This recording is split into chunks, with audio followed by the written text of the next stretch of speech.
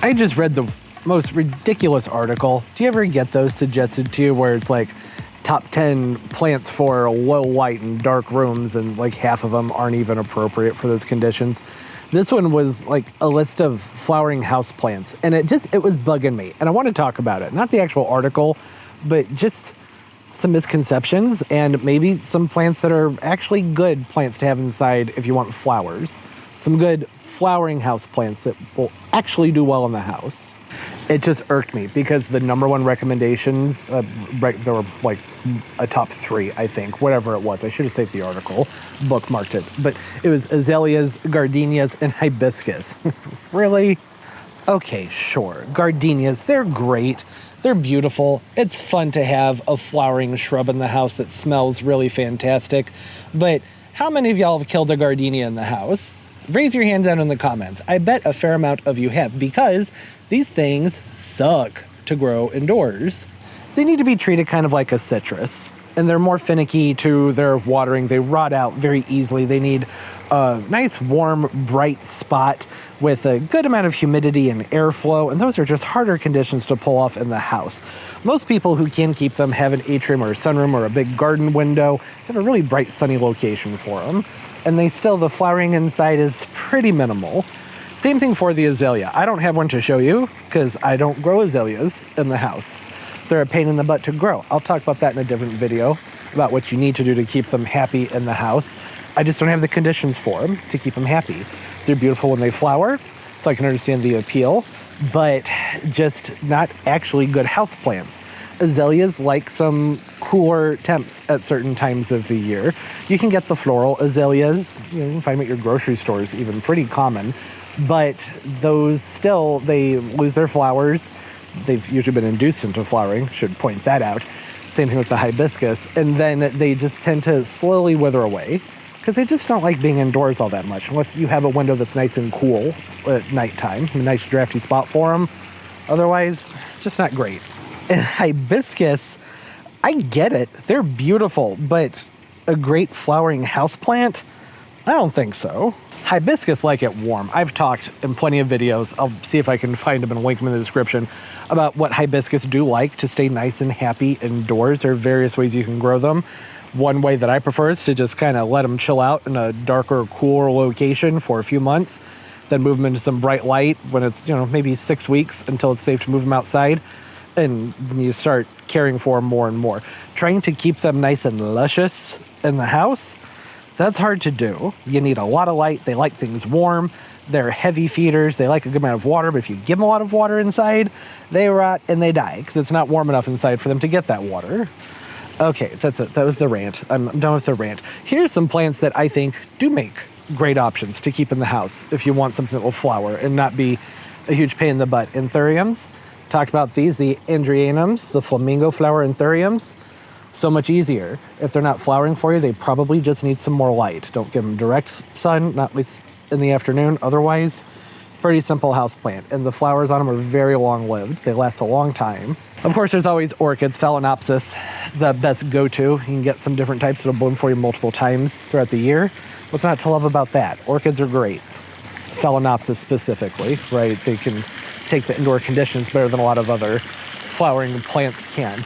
Down here, Chrysandra, wonderful. These do great. Medium light, this is too much of a zoom.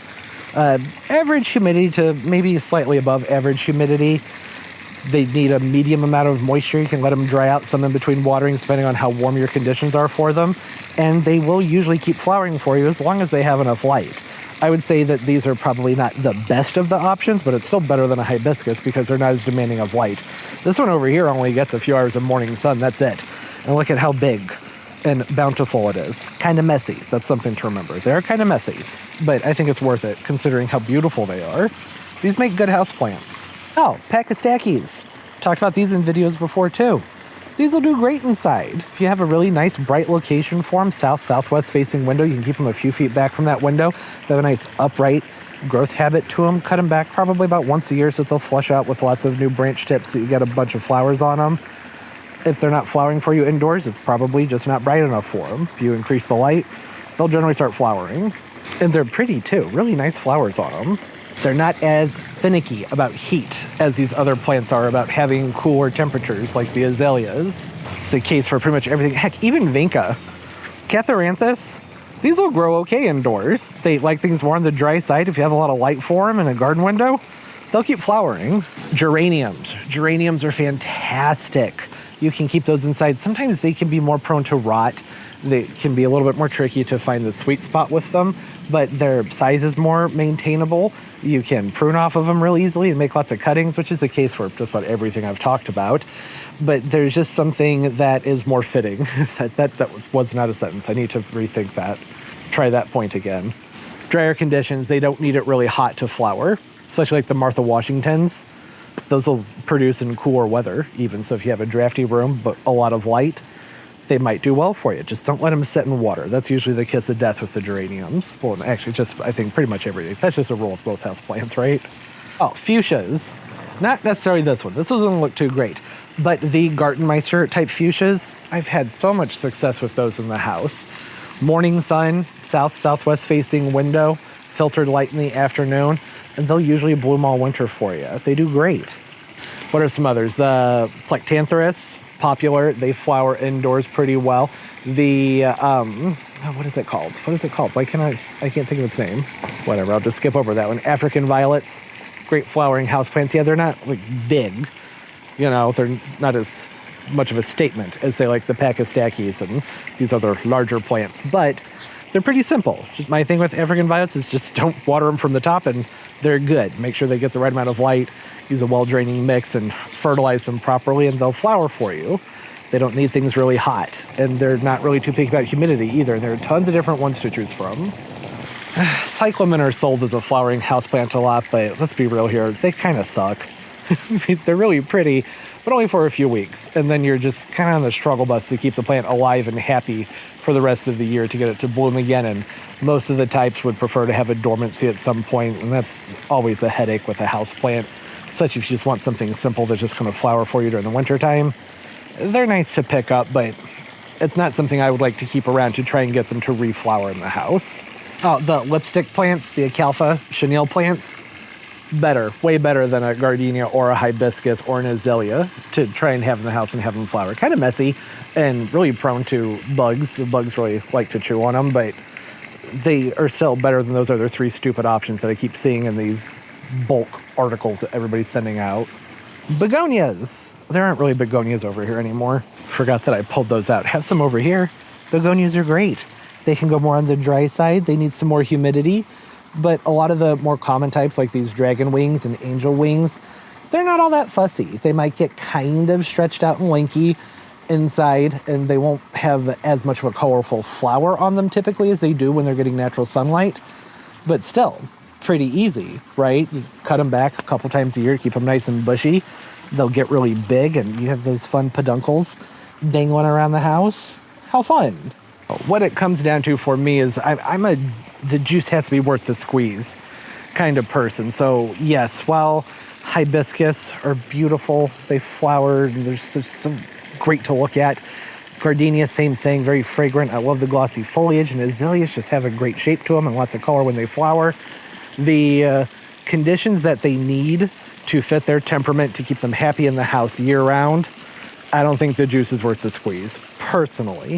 I think just about everything else I listed off, they have more longevity in the house, and you can treat them as a plant like I do, where they're outside during the summer and move them in. That's, I guess, true for all the others, hibiscus and gardenia azaleas too, but I just think that these are better. It just really ticked me off seeing those things listed as the best flowering house plants. I don't think so. Maybe some of the most pretty as far as, really big dramatic flowers or fragrance and that bundle of color you get on the azaleas. I guess I can see best from that perspective, but as far as a houseplant is concerned, I hardly even consider those plants to be houseplants. They do much better outside.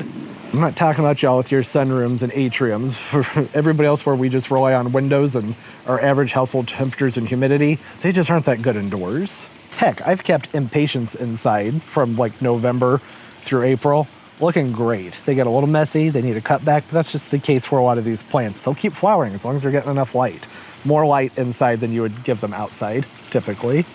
Okay, that's all. Rant over. Needed to get that out of my system. Thought it would be fun to list off some plants that actually make decent houseplants and will flower for you, given the right conditions. Won't be as much of a headache as a hibiscus, gardenia, or azalea.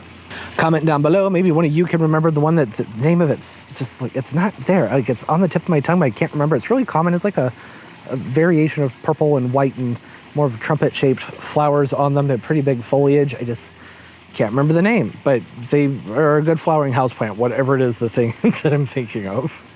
Yeah, list some of your favorites that are maybe things that we don't think about growing indoors that flower, but actually will do fairly well inside and put on a nice show of color. The flamingo, andreanum, and thurium, those are probably my favorite. Anyways, yeah, I hope everybody's doing well, having a great day, great life, and everything's just going absolutely beautifully for you. And of course, as always, and most importantly, everybody, keep on growing. Bye-bye.